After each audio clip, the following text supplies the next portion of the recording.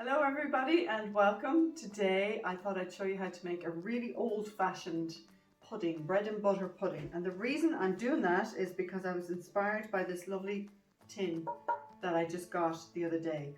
It is an aluminium tin with that lovely blue old-fashioned rim around the outside, and to me this just says pudding. So the first thing I have to do is butter my bread. And would you believe I had to go to town to buy white bread because we just don't do white bread in this house. So I have 10 slices of bread here and I've just buttered it. I actually melted the butter a little bit to put it on because it's so cold here today. My butter was really hard. And you just trim off the crusts all the way around the edges. I've already done it for these other ones here just to save us a little bit of time. You can keep those crusts and pop them into your food processor and they make great breadcrumbs. Okay, so I've already buttered this dish quite liberally, and I'm going to place my my bread in butter side up. Okay, I'm just going to line the bottom of that just like that. See the way like I have it nicely coming up around the edge, and I might actually cut my fourth slice and I might even cut my fifth slice and put it around the edge like that. So you're just basically setting a little bath like that for the custard that's going to come after that. The next thing I do is cut up some dates. If you don't have dates, you can use raisins in here. You could put pecans in here. If you don't like the idea of any fruit at all or nuts, you don't need to bother. But these are going to make it a really lovely toffee, caramelly kind of flavour. Now, if you've never worked with dates before, I bought them whole. You can buy them pitted and chopped, but if you buy them whole, they're extra plump and extra yummy.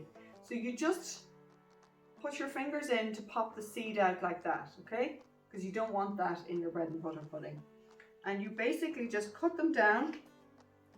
Just push that over there so you can see. Cut them down in half, cut them down in quarter again, and just slice just like that. And the hardest part about this is to not eat them. So you're just going to sprinkle them in here quite liberally all over. I just use one packet of medjool dates, these are called, and you can get them in most supermarkets. There's about 170 grams, so you're aiming for in around the 200 grams there, but you know, 170 grams is not a big deal to have that little bit less. So I'm just going to try and push them up around the sides here as well so that the side pieces get them, okay? So they're really sticky, so I'm just going to pop that over there. The next thing I'm going to do is cut the rest of my bread into triangles, okay? And that's going to go in a nice triangular shape, just to give it a nice pattern like that. I'll do it upside down so you get the idea. See that kind of? That's what we're going for. So we'll cut the rest of these fellas here as well. And just keep going in a nice pattern like that. It's hard to do this upside down. Okay, all the way across until you get the whole pudding filled. And I've left myself a little bit short, so you can just move them down a bit like that. So you're kind of getting that lovely shape there.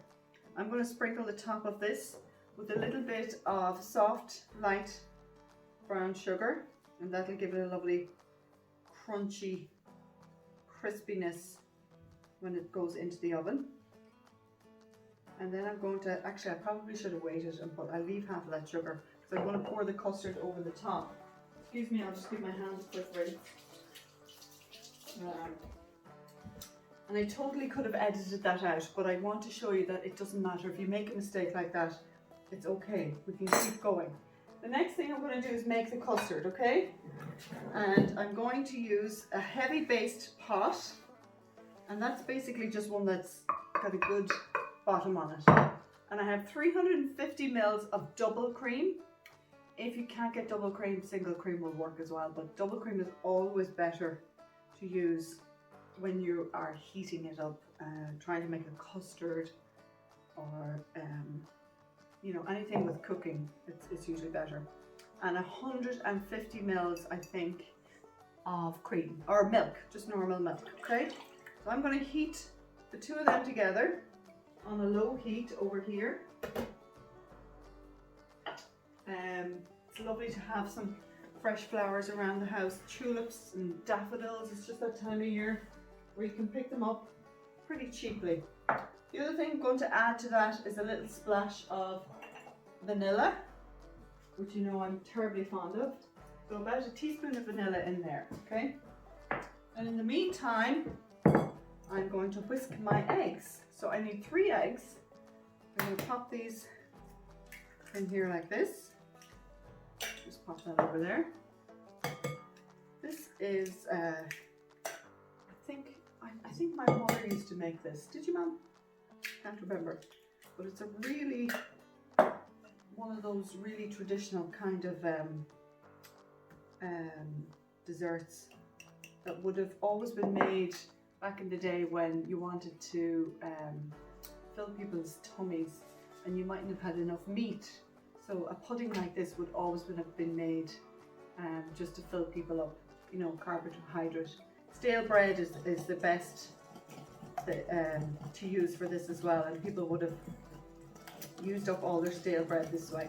So I'm basically going to beat the sugar, and I've 3 eggs in here and 75 grams of caster sugar, and I'm just going to whisk them up just to get all the sugar used up and incorporate it into the eggs, just until it makes a nice, if you had a great arm on you, you could beat that away until it comes nice and creamy, but there's no real need for it because we're going to be adding the cream and the milk to it.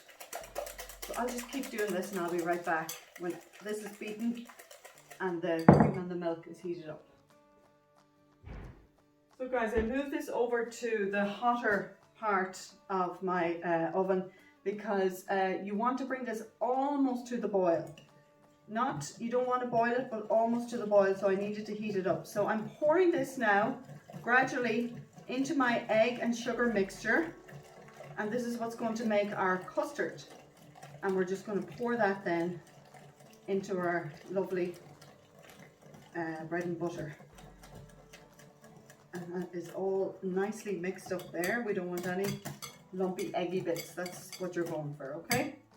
And I'm just going to gently pour that then over the mixture. And you see now why I shouldn't have poured the put the sugar on yet, because this is just going to dissolve the sugar. And just try and evenly distribute it so that all of your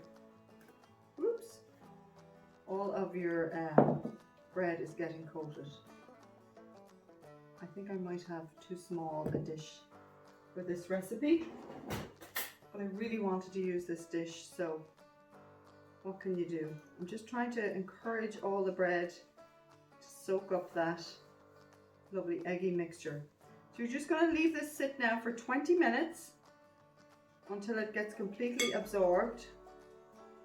If you have a bigger casserole dish than I have, I would suggest you use it, otherwise you're going to waste all that egg. But I might keep trying, you know, watching it over the next 10 minutes and trying to pour more as it absorbs, the bread absorbs, okay?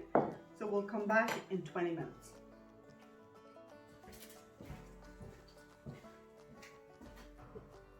So guys, as I thought, I've managed to use all of the custard mixture. And what I actually did was, and you might have to do this too, that's why I'm showing you, I actually lifted it up with a fork and poured down through the sides of each side and all the way around, okay? So now I'm going to sprinkle with my brown sugar, as I nearly did too early before. And that's going to give it that lovely crunchy, golden, crispy coating on the outside, okay? Now, one more thing I need to show you to do here is you're going to pop this dish into a bigger dish that fits into your oven. And I'm going to fill it with water until halfway up the side of this dish that I'm using. And this is what's known as a bain-marie, and you're basically creating a lot of steam. It's like a water bath, okay? So this goes into an oven. Let me see, what temperature is it again? 180 degrees Celsius, which is 350 Fahrenheit. And I'm going to leave it in there for 50 minutes. However, I will be checking this halfway through and probably turning it around. And if it starts to go golden on top, you can always put a little bit of tin foil over the top of that there. So here we go. I'm going to pop this into my lower oven here, and I will see you all in about 50 minutes. And here's hoping that we're going to have a lovely bread and butter pudding for tea time.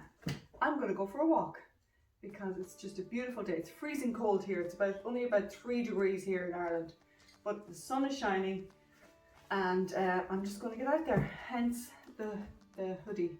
Okay, thanks for watching. I'll be back in a bit.